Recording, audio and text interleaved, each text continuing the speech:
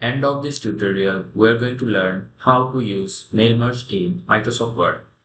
If you want to send an email to many people, you can use mail merge to make this.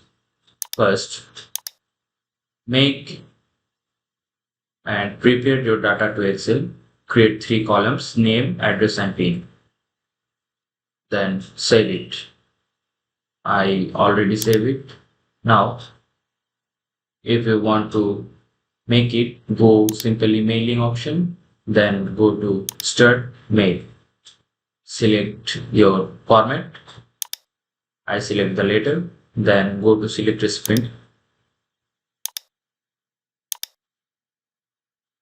Click use an existing list, or if you want to add new list, simply click here. I have already sheet, so I go to use an existing list.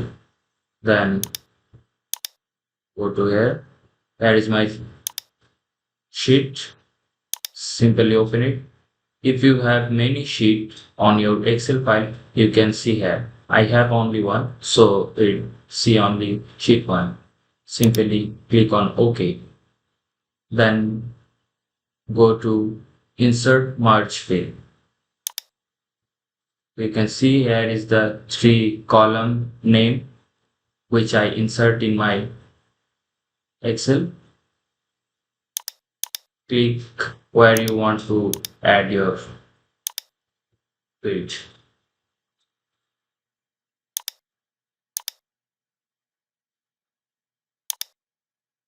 Hit enter.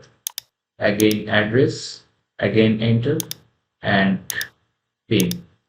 Now you can see the preview of your mail merge. Simply click on it. If you want to next one, go to here and click on next record. You can see that.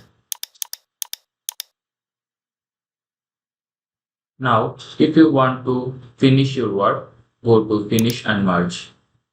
Here you can see the option send email messenger. If you want to send the email, click here, or if you want to print, you can print from there.